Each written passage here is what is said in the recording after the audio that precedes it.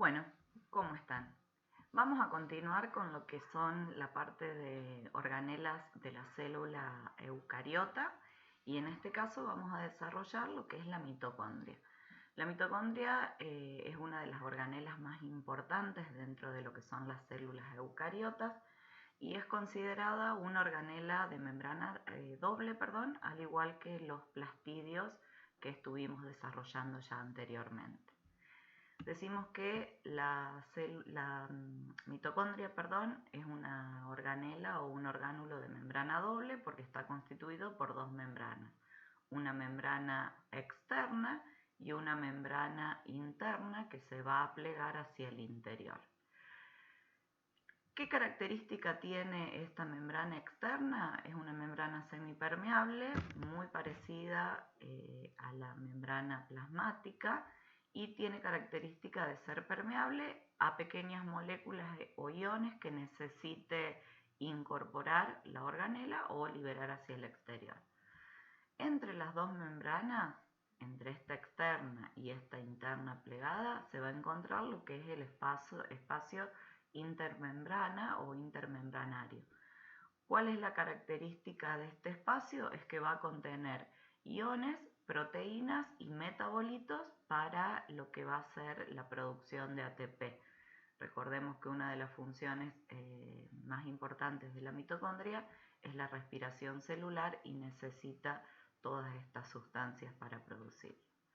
Luego, como les dije, tenemos una membrana interna que también es selectivamente permeable y va a contener transportadores, proteínas transportadoras y la maquinaria necesaria para el proceso de fosforilación oxidativa, que es uno de los procesos de la respiración celular en donde se produce ATP. Luego tenemos las crestas mitocondriales, que es esto que se forma acá por esa invaginación de la membrana interna y la función de esa invaginación, de ese plegamiento de la membrana interna, es aumentar la superficie de producción del adenosintrifosfato. Dentro de la mitocondria también tenemos un espacio que es conocido como matriz mitocondrial. En esa matriz mitocondrial es como si fuese el citoplasma, si queremos compararlo con la célula eucariota, y en esa matriz mitocondrial se van a encontrar las enzimas, vamos a encontrar ADN mitocondrial, que es una de las características de esta organela de membrana doble, vamos a encontrar ARN también, vamos a encontrar ribosomas 70S, que ya vamos a ver que son los ribosomas que tienen las células procariotas, de ahí la teoría endosimbiótica que también ya la vamos a desarrollar en un momento. Vamos a encontrar nucleótidos y vamos a encontrar gránulos que van a servir para el almacenamiento de sustancias. Como les dije, la principal función de la mitocondria es la respiración celular aeróbica. Bien, acá tienen como una síntesis de lo que es, lo voy a explicar, pero esto lo vamos a desarrollar más adelante cuando veamos metabolismo celular. Dijimos que la función principal es la respiración celular. Para que ocurra respiración celular, sí o sí a la célula tiene que ingresar una molécula de glucosa. Esa glucosa se va a romper en el citoplasma a través de un proceso llamado glucólisis. Ese proceso llamado glucólisis va a dar como origen dos moléculas de piruvato por cada molécula de glucosa que ingrese. Una vez que se forma el piruvato, recién ahí ingresa a la mitocondria. Es decir, que todo lo que es el proceso de glucólisis ocurre en el citoplasma celular. Una vez que se forma el piruvato, ingresa a la mitocondria. Ustedes ven que ahí tienen lo que es el espacio intermembranoso, la membrana interna y lo que es la matriz mitocondrial, que es donde se va a desarrollar el ciclo de Krebs, que es otra de las partes de la respiración celular. Una vez que termina el ciclo de Krebs, comienza la cadena transportadora de electrones y la fosforilación oxidativa, que como dijimos anteriormente ocurre en esta parte de las crestas mitocondriales. Pero también les repetí, este metabolismo, este proceso lo vamos a desarrollar bien más adelante también. Otra de las funciones que tienen las mitocondrias es regular el metabolismo celular, participar en la apoptosis. La apoptosis es el proceso de muerte celular programada, es decir, cuando una célula ya cumplió su función, a partir de lo que es la mitocondria, se programa la muerte celular para que ya deje de funcionar y sea reemplazada por otra célula. Eso es la apoptosis. En células cancerígenas, ¿qué es lo que pasa? Las células cancerígenas desprograman esta muerte celular, esta apoptosis, entonces esas células se siguen reproduciendo y pueden llegar a formar los tumores. Otra de las funciones asociadas a la mitocondria es la termogénesis, que es lo que es la producción de calor celular. Otra es la homeostasis del calcio, es decir, el equilibrio del calcio. Y también tenemos lo que es síntesis de hemoglobina, esteroides y otras moléculas, de hierro, perdón, esteroides y otras moléculas. La función principal es, como les dije anteriormente, la respiración celular. Por eso decimos que las mitocondrias convierten energía química a partir de nutrientes, como por ejemplo la glucosa, en energía ATP, que es la moneda energética de la célula. ¿Cómo se originan las mitocondrias? Y es lo que les mencioné recién, de que prestásemos atención a esta parte que tiene ribosoma 70S, al igual que las células procariotas. Bueno, Lynn Margulis en 1967 establece lo que es la teoría endosimbiótica. Y en esta teoría se explica que las mitocondrias y plastidios, ahora vamos a ver lo de las mitocondrias, provienen de células aerobias que fueron incorporadas por una célula eucariota ancestral, una célula eucariota preexistente. Eso es lo que es el postulado, y ese postulado se explica en esto. Primero tiene que existir una célula procariota, y esa célula procariota tiene que fagocitar una bacteria aeróbica, en este caso la bacteria aeróbica. Bien, entonces una célula procariota fagocita esa célula procariota, bien, una bacteria. Cuando la bacteria se encuentra en el interior de la célula, en lugar de ser digerida, o sea, en lugar de ser eliminada, se establece una relación simbiótica entre la célula eucariota original, y la célula procariota fagocitada, esa bacteria fagocitada. Con el tiempo, esa bacteria se integró como parte de la célula, cumpliendo una función específica, que en este caso es la función de respiración celular. ¿Qué características tienen estas células procariotas que fueron fagocitadas y que se convirtieron en orgánulos? Es que pueden dividirse, pueden regenerarse. Entonces, a partir de una mitocondria ya ahora pueden originarse otras mitocondrias.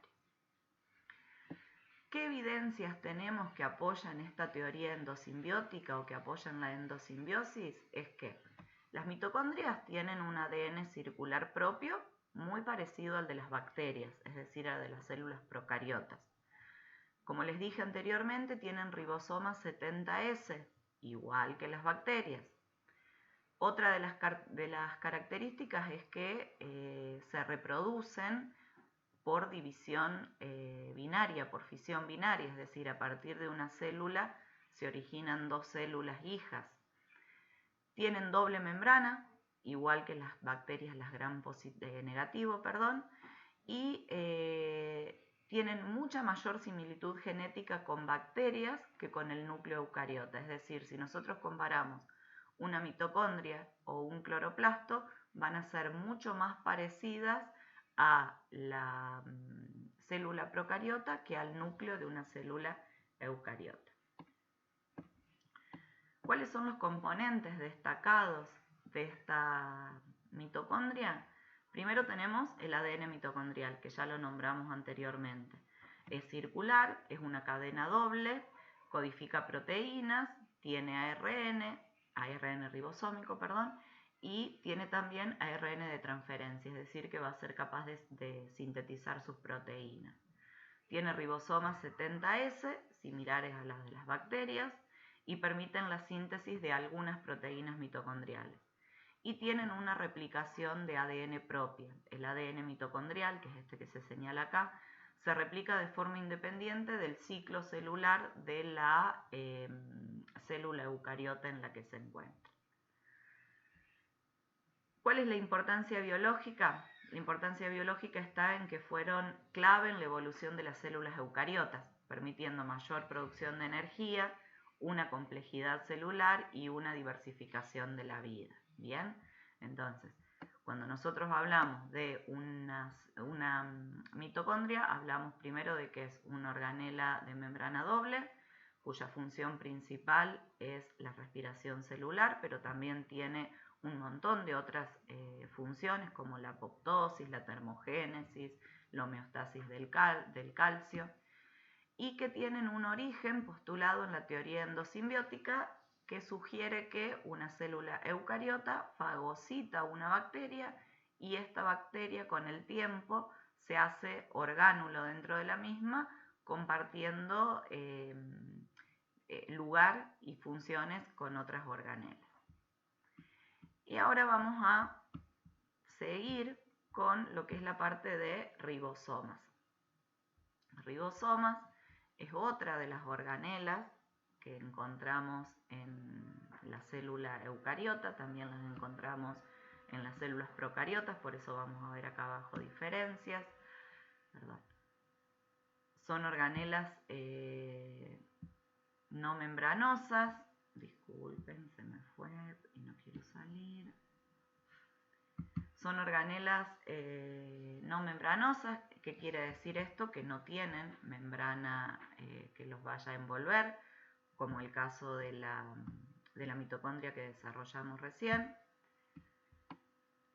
y cuya función principal es la síntesis de proteína. Por eso los ribosomas son considerados como pequeñas fábricas de proteínas.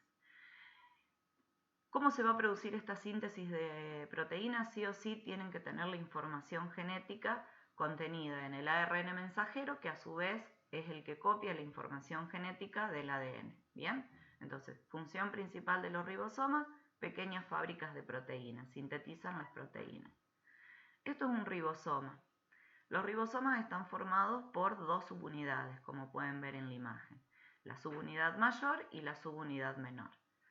El ribosoma, ustedes lo van a ver así en una célula, es decir, juntas las dos subunidades, únicamente cuando esté trabajando, es decir, cuando esté produciendo proteínas. Si no, la subunidad mayor se encuentra por un lado y la subunidad menor se encuentra por otro lado. ¿Cuál es la función de la subunidad menor? Es la que se va a encargar de leer el ARN mensajero, es decir, es la que se va a encargar de recibir el ARN mensajero una vez que venga del núcleo que haya copiado la información del ADN, se va a posicionar sobre la subunidad menor que va a leer esa información. Y la subunidad mayor está asociada con lo que es el ARN de transferencia, es decir, aquel que va a decodificar la información y va a producir las proteínas propiamente dichas, es decir, en la formación de esos enlaces peptídicos entre cada uno de los aminoácidos que vayan formándose en esta maquinaria o en esta fábrica de proteínas. ¿Cuáles son las funciones principales del ribosoma? Primero, como ya les dije, es la síntesis de proteínas. Traducen la información del ARN mensajero para poder formar verdaderas cadenas polipeptídicas. Son esenciales para la vida. Sin ribosomas, ninguna célula va a poder producir las proteínas necesarias para desarrollar todas las funciones vitales de esa célula. Recuerden que Proteus significa yo primero. Entonces, sin proteínas no hay funciones vitales que la célula pueda desarrollar. Están presentes en todas las células, tanto en células procariotas como en eucariotas, si bien tienen diferencias, que ya las vamos a ver. Pueden estar libres o unidos, es decir, podemos encontrarlos libres en el citoplasma o podemos encontrarlos unidos al sistema de endomembranas, a lo que es la parte del retículo, formando lo que se conoce como retículo endoplasmático rugoso. Recuerden que este retículo endoplasmático rugoso también tiene una función de síntesis de proteínas, Pero las proteínas que se forman en el retículo rugoso son proteínas de exportación. ¿Qué quiere decir? Proteínas que se van a usar fuera de la célula.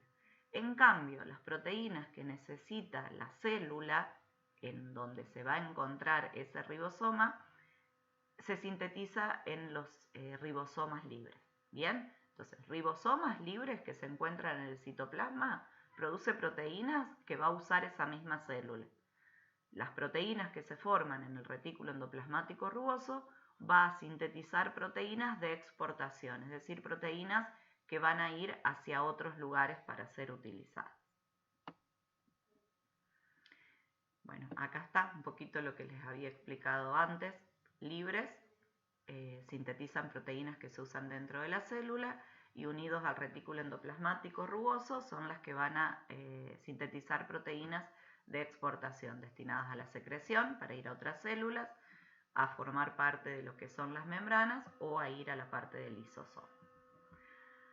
¿Cómo está formado un ribosoma? Están formados por ARN ribosómico, y proteínas ribosomales, es decir, esta estructura está formada por estos dos componentes y está formado por las dos subunidades que les expliqué recién. Tenemos dos tipos de ribosomas, los 70S y los 80S.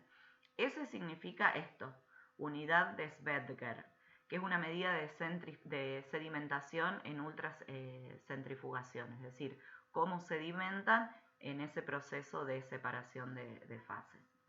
Entonces tenemos dos tipos, los 70S y los 80S. Los 70S, ¿dónde nos encontramos? En células procariotas, es decir, los encontramos en bacterias. Y los 80S son ribosomas que se van a encontrar en todas las células eucariotas, animales, plantas, hongos. ¿Cómo están formadas las subunidades? La subunidad mayor tiene un poder de sedimentación, en el caso de las bacterias, de 50S y la subunidad menor de 30S.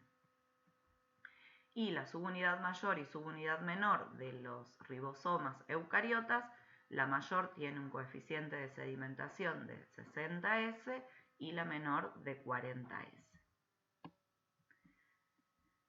Como les dije, que esto también lo vamos a profundizar cuando veamos metabolismo celular, pero como les dije en varias oportunidades, la función principal es la síntesis de proteínas.